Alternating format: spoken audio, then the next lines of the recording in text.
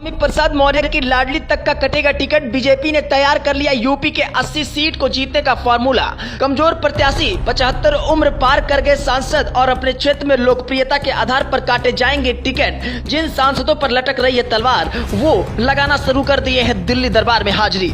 ब्रिजभूषण से लेकर वरुण गांधी तक, विजय दुबे से लेकर संघमित्रा तक कटेगा सबका टिकट। भाजपा केवल जीत के फॉर्मूले पर कर रही है काम। अगर महिला आरक्षण नियम हुआ लागू तो आएंगे कई और सांसद रडार में। संसद भवन में बढ़ेगी महिलाओं की हिस्सेदारी। 2024 में होने वाले लोकसभा चुनाव को लेकर उत्तर प्रदेश में उठापटक का दौर शुरू हो चुका है।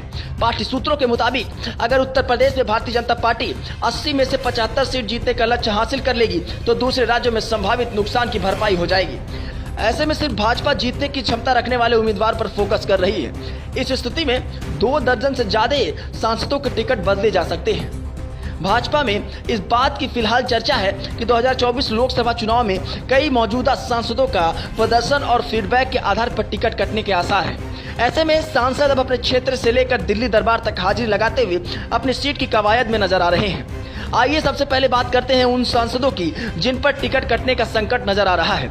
इसमें 75 की उम्र पार कर रहे मौजूदा सांसद में इलाहाबाद से रीता बहुगुणा, बरेली से सांसद संतोष गंगवार, चंदौली से महेंद्र नाथ पांडे और मथुरा सांसद हेमा मालिनी के नाम भी शामिल हैं। वहीं दूसरी तरफ कुछ नेता अपने प्रदर्शन से सांध्वी निरंजन ज्योति, खुशीनगर से विजय दुबे, अकबरपुर से देवेंद्र सिंह बोले और फिरोजाबाद से सांसद चंद्रसेन चंदौन, मेरठ सांसद राजेंद्र अग्रवाल के अलावा पीलीभीत और सुल्तानपुर से वरुण गांधी और मेनका गांधी भी चर्चा में शामिल हैं।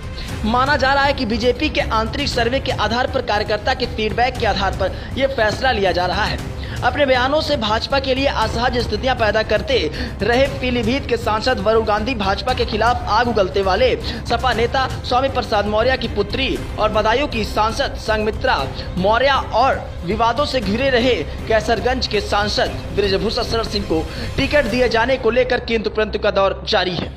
नारी शक्ति वंदन अधिनियम का सूत्रपात करने वाली भाजपा ने यदि इसका प्रयोग कानून को अमली जामा पहनाते हुए अगले लोकसभा के टिकट वितरण किया तो कई सांसदों के टिकट कटेंगे। 2019 में हुए लोकसभा चुनाव में भाजपा ने उत्तर प्रदेश की 78 लोकसभा सीट पर प्रत्याशी उतारे थे, जिनमें 10 महिलाएं थी और इनमें से 8 महिलाएं जीतकर संसद पहुंची थी।